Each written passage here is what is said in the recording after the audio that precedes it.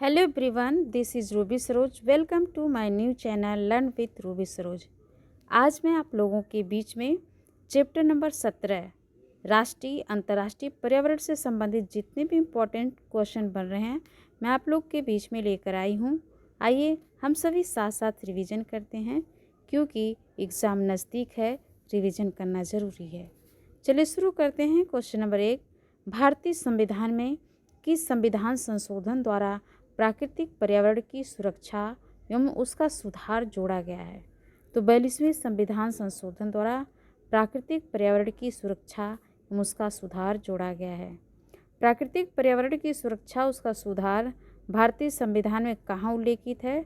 तो राज्य के नीति निर्देशक तत्व में उल्लेखित है। पर्यावरण एवं वन मंत्रालय की स्थापना कब की गई? तो पर्यावरण वन मंत्रालय की स्थापना वर्ष 1985 में की गई। जैव विविधता अधिनियम को किस प्रकार के अधिनियम के अंतर्गत शामिल किया गया है? तो वन एवं वन्य जीवन अधिनियम। जैव विविधता अधिनियम को वन एवं वन्य जीवन अधिनियम के अंतर्गत शामिल करते हैं। भारत में पर्यावरण संरक्षण अधिनियम कब लागू हुआ? तो भारत में पर्यावरण संरक्षण अधिनियम वर्ष 1986 में लागू हुआ। भारत में स्वतंत्रता के बाद सर्वप्रथम कब राष्ट्रीय वन नीति घोषित की गई? तो वर्ष 1952 में भारत में स्वतंत्रता के बाद सर्वप्रथम राष्ट्रीय वन नीति घोषित की गई। राष्ट्रीय वन नीति 1988 के मुख्य उद्देश्य में शामिल है। तो उपरोक्त सभी कौन कौन है देख लेते हैं। प्राकृतिक संपदा का संरक्षण करना, ग्रामीण और आदिवासी जनसंख्या के लिए ईंधन, लकड़ी और चारा का उपाय करना, नदियों, झीलों और अन्य जलधाराओं के मार्ग के क्षेत्र में भूमि कटाव और मृदा अपरदन पर नियंत्रण, उपरोक्त सभी। इसके बाद क्वेश्चन नंबर 8, भारत सरकार द्वारा वनों के भीतर और आसपास रहने वाले लघुवन इत्यादि का संग्रहण, प्रोसेसिंग संबंधी स्वामित्व अनुसूचित जनजाति और अन्य परंपरागत वनवासी अधिकार किसे सौंप दिया गया है? तो वन अधिकार अधिनियम 2006 के अंतर्गत। वन अधिकार अधिनियम 2006 में भारत सरकार द्वारा वनों के भीतर और आसपास रहने वाले लघुवन इत्यादि का संग्रहण, प्रोसेसिंग संबंधी स्वामित्व अनुसूचित जनजाति और अन्य परंपरागत वनवासी अधिकार को सौंप दिया गया है। भारत में जलवायु परिवर्तन पर राष्ट्रीय कार्य योजना के तहत कितने राष्ट्रीय मिशन चलाए जा रहे हैं? तो 8। भारत में जलवायु परिवर्तन पर राष्ट्रीय कार्य योजना के तहत 8 राष्ट्रीय मिशन चलाए जा रहे हैं। क्वेश्चन नंबर 10, एजेंडा 21 को निम्नलिखित में से किस सम्मेलन में अंगीकार किया गया? तो रियो डी जनेरियो में एजेंडा 21 को सम्मेलन को अंगीकार किया गया। निम्नलिखित में से किस देश ने क्योटो प्रोटोकॉल पर हस्ताक्षर नहीं किया है? तो यूएसए ने क्योटो प्रोटोकॉल पर हस्ताक्षर नहीं किया है। क्वेश्चन नंबर 12, कार्बन क्रेडिट की संकल्पना निम्नलिखित में से किससे उद्भूत होती है? तो क्योटो प्रोटोकॉल से। कार्बन क्रेडिट की संकल्पना क्योटो प्रोटोकॉल से उद्भूत हुई है। पेरिस सहमति कब स्वीकार किया गया था? तो पेरिस सहमति 2015 में स्वीकार किया गया था। क्वेश्चन नंबर 14, पेरिस समझौते के लागू होने के लिए कितने प्रतिशत कार्बन उत्सर्जन करने वाले देशों को अनुसमर्थन आवश्यक है? 55%। पेरिस समझौता कब से प्रभावी होगा? तो वर्ष 2020 में। ब्रंटलैंड आयोग की नियुक्ति कब की गई थी? तो 1983 में। ब्रंटलैंड आयोग की नियुक्ति 1983 में की गई थी। पेरिस समझौता 2020 में है और ब्रंटलैंड आयोग की नियुक्ति 1983 में की गई थी।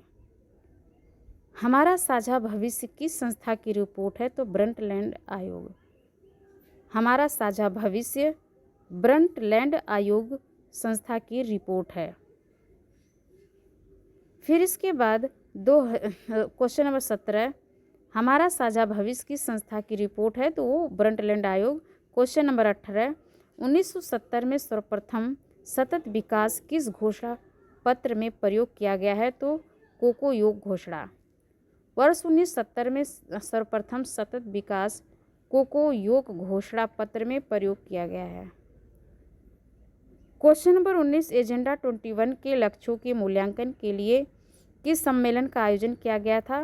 तो जोहान्सबर्ग सम्मेलन। एजेंडा 21 के लक्ष्यों के मूल्यांकन के लिए जोहान्सबर्ग सम्मेलन का आयोजन किया गया था।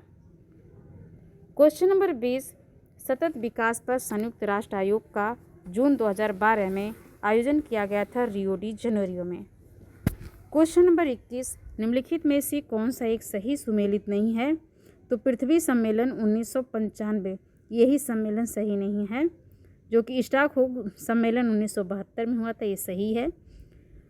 स्टॉकहोम सम्मेलन 1972 में है, क्योटो सम्मेलन 1997 में है और मॉन्ट्रियल संधि 1987 में, ये सही है।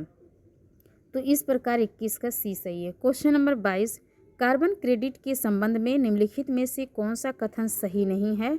तो डी सही नहीं है। जो सही उसको देख लेते हैं। कार्बन क्रेडिट प्रणाली क्योटो प्रोटोकॉल के संयोजन में संपुष्ट की गई थी। कार्बन क्रेडिट उन देशों या समूहों को प्रदत्त की जाती है जो ग्रीन हाउस गैसों के उत्सर्जन घटाकर उसे उत्सर्जन अभ्यास के नीचे ला चुके होते हैं। कार्बन क्रेडिट का लक्ष्य कार्बन डाइऑक्साइड उत्सर्जन में हो रही वृद्धि पर अंकुश लगाना है। तो इस प्रकार 22 का डी सही नहीं है। क्वेश्चन नंबर 23 में कह रहा है कि कौन सा कथन सही है? तो कह रहा है केवल 2 सही है। जो सही है उसको देखते हैं। संविधान के भाग 4 के नीति निर्देशक तत्व के अनुच्छेद 48A में पर्यावरण की सुरक्षा की व्याख्या है, तो यही सही है। क्वेश्चन नंबर 24, इसमें सही सुमेलन है, तो सी सही है। जो वन्य जीव सुरक्षा अधिनियम 1972 में है, यही सही है। क्वेश्चन नंबर 25, इसमें मिलान करना है, तो इसमें 2 का ए है।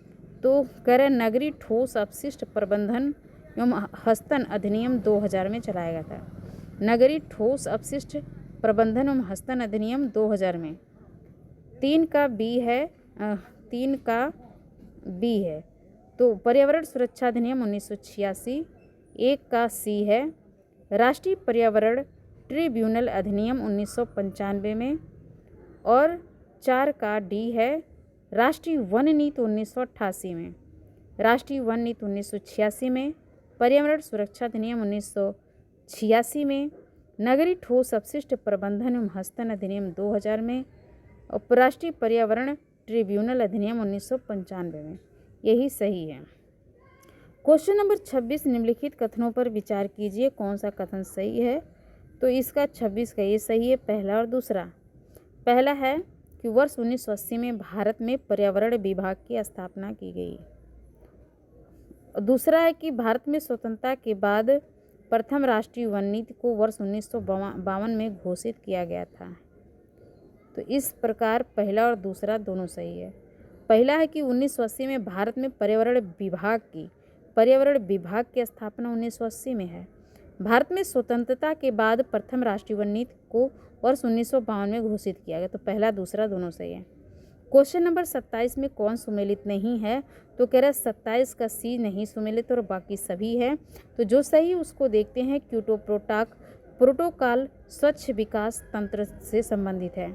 पृथ्वी शिखर सम्मेलन एजेंडा 21 से संबंधित है। पेरिस सम्मेलन दिसंबर 2015, पेरिस सम्मेलन दिसंबर 2015, पृथ्वी शिखर सम्मेलन एजेंडा 21 संबंधित है। क्योटो प्रोटोकॉल स्वच्छ विकास तंत्र से संबंधित है। 27 का सी नहीं सही और बाकी सभी सही है। क्वेश्चन नंबर 28 में मिलान करना है।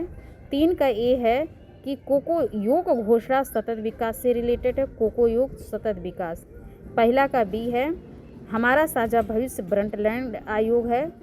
और 4 का सी जून 2012 में रियो डी 20 और 2 का डी है क्योटो प्रोटोकॉल सतत विकास।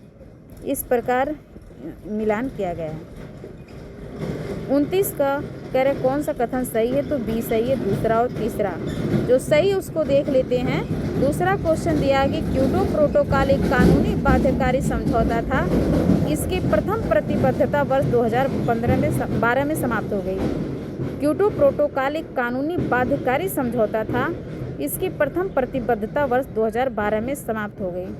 क्योटो प्रोटोकॉल के अंतर्गत 6 ग्रीन हाउस गैसों का उत्सर्जन कम करना है। तो दूसरा तीसरा सही है। क्वेश्चन नंबर 30, सतत विकास लक्ष्यों के संबंध में कथनों पर विचार कीजिए। तो कौन कथन सही है? तो डी, पहला, दूसरा, तीसरा। पहला में सतत विकास लक्ष्यों में व्यापक स्तर संपोषणी विकास के मुद्दे शामिल किए गए हैं। सतत विकास के लक्ष्यों को वर्ष 2030 तक प्राप्त करने का लक्ष्य निर्धारित किया गया है। सतत विकास लक्ष्यों में 17 या सतत विकास लक्ष्य निर्धारित किए गए हैं। तो इसमें 1, 2, 3 तीनों सही है। क्वेश्चन नंबर 31, पृथ्वी सम्मेलन कहाँ और कब हुआ था? पृथ्वी सम्मेलन रियो डी जनेरियो में 1992 में हुआ था। रियो डी जनेरियो 1992 में पृथ्वी सम्मेलन हुआ था। क्वेश्चन नंबर 32, उपरोक्त में से कौन सा कथन सही है? तो सी, पहला, दूसरा, तीसरा। पहला है कि भारत सरकार द्वारा कार्यान्वित किए जा रहे अनेक कार्यक्रम सतत विकास लक्ष्यों के अनुरूप है। भारत ने सतत विकास लक्ष्यों के कार्यान्वयन पर निगरानी रखने तथा उसके समन्वय की जिम्मेदारी नीति आयोग को दी है। सतत विकास संबंधी राष्ट्रीय संकेतक तैयार करने की जिम्मेदारी सांख्यिकी और कार्यक्रम मंत्रालय की है। तो इस प्रकार 1, 2 और 3 सही है। फिर से देख लेते हैं। पहला है कि भारत सरकार द्वारा कार्यान्वित किए जा रहे अनेक कार्यक्रम सतत विकास लक्ष्यों के अनुरूप है। भारत ने सतत विकास लक्ष्यों के कार्यान्वयन पर निगरानी रखने तथा इसके समन्वय की जिम्मेदारी नीति आयोग को दी है। सतत विकास संबंधी राष्ट्रीय संकेतक तैयार करने की जिम्मेदारी सांख्यिकी और कार्यक्रम मंत्रालय को। इस प्रकार 1, 2, 3 तीनों सही है। क्वेश्चन नंबर 33, कौन से कथन सही है? तो कह रहे कि डी, उपरोक्त सभी कथन सही हैं। सतत विकास का उद्देश्य 2030 तक अधिक संपन्न, अधिक समतावादी और अधिक संरक्षित विश्व की रचना करना है।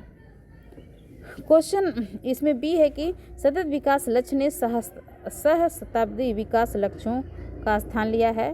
सतत विकास एजेंडा का मूल मंत्र सार्वभौमिकता का सिद्धांत है, कोई पीछे ना छूटे। तो इस प्रकार 33 का ए, बी तीनों सही है। क्वेश्चन नंबर 34, सतत विकास के संबंध में निम्नलिखित कथनों पर विचार कीजिए।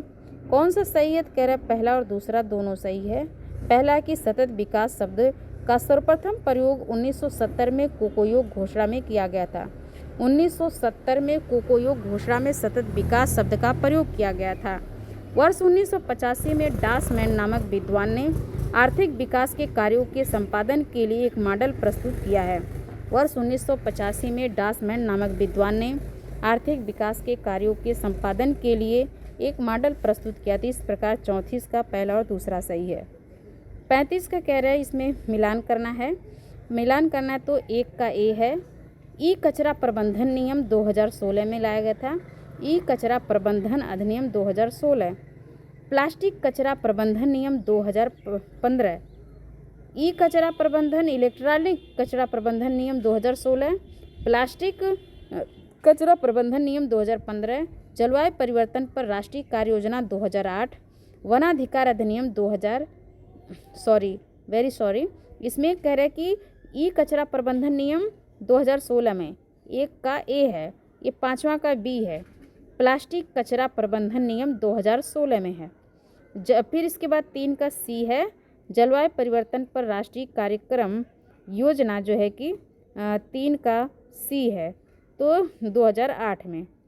फिर इसके बाद 4 का डी है, तो वनाधिकार अधिनियम 2006 में है।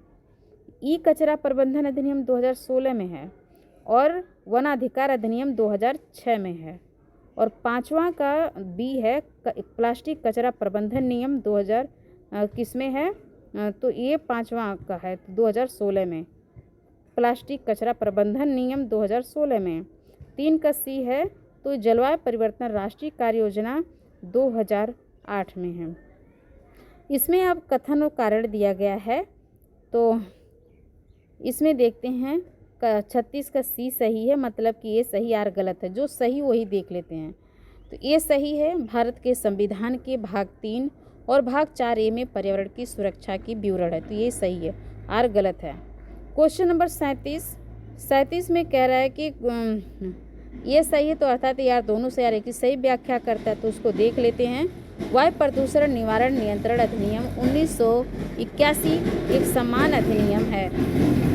कारण है कि अधिनियम का मुख्य उद्देश्य वायु की गुणवत्ता बढ़ाना तथा देश भर में वायु प्रदूषण को रोकना, नियंत्रित करना तथा उसका क्या है, निकास करना है। तो इस प्रकार ए आर दोनों सही आर ए की सही व्याख्या करता है। क्वेश्चन नंबर 38 में कह रहा है कि ए आर दोनों सही है पर आर ए की सही व्याख्या नहीं करता। तो दोनों सही इसको देखते हैं। वन नीति 1952 में घोषित की गई, जिसमें वर्ष 1988 में संशोधन किया गया है। 1952 में घोषित की गई है, जिसे में वर्ष 1988 में संशोधन किया गया है। वन नीति 1952 में तो घोषित की गई, लेकिन 1988 में संशोधन किया गया। फिर इसके बाद नीति का मुख्य आधार वनों की सुरक्षा, संरक्षण और विकास है। तो इस प्रकार यार दोनों सही है, लेकिन आर ए की सही व्याख्या नहीं है। क्वेश्चन नंबर 39 में ये भी कह रहे यार दोनों सही, आर ए की सही व्याख्या नहीं है। सही है तो देख लेते हैं। राष्ट्रीय वन नीति 1988 का उद्देश्य वन उत्पाद के उचित उपयोग को प्रोत्साहन देना और लकड़ी का विकल्प खोजना है। पर्यावरण विकास पर की गई रियो घोषणा में 27 सिद्धांत को शामिल किया गया है। तो इस प्रकार ए आर दोनों सही है पर आर ए की सही व्याख्या नहीं करता है। क्वेश्चन नंबर 40, इसमें भी ए आर दोनों सही, आर ए की सही व्याख्या नहीं करता है। पर्यावरण विकास एक दूसरे के विरोधी न होकर एक दूसरे के पूरक हैं और दोनों ही मानव जीवन के लिए आवश्यक हैं। पर्यावरण का स्थायित्व तो सतत विकास की पूर्व शर्त है। तो इस प्रकार 40 का ए आर दोनों सही है पर आर ए की सही व्याख्या नहीं करता है। विगत वर्षों में जो पूछे गए थे, 2016 में पूछा गया था कि भारत में पर्यावरण संरक्षण अधिनियम तब पारित हुआ था जब स्वर्गीय राजीव गांधी थे। पर्यावरण संरक्षण अधिनियम कब अधिनियम लाया गया था, पारित हुआ था, तो वो स्वर्गीय राजीव गांधी के समय। दिसंबर 2015 में पूछा गया कि पानी के जहाज़ों तथा तटवर्ती प्लेटफार्मों में से होने वाले प्रदूषण पर भारत सरकार को निम्नलिखित किस अधिनियम के प्रावधान द्वारा नियंत्रण रखा जाता है। तो वाणिज्यिक पोत परिवहन अधिनियम 1958, वाणिज्यिक पोत परिवहन अधिनियम 1958। दूसरा है वाणिज्यिक पोत परिवहन अधिनियम 1958 में प्रावधान द्वारा नियंत्रण रखा जाता है। तो इस प्रकार से 2-3 बार दोहराने से याद हो जाएगा। इसी तरह आप लोग दोहराते रहें, सक्सेस ज़रूर होंगे।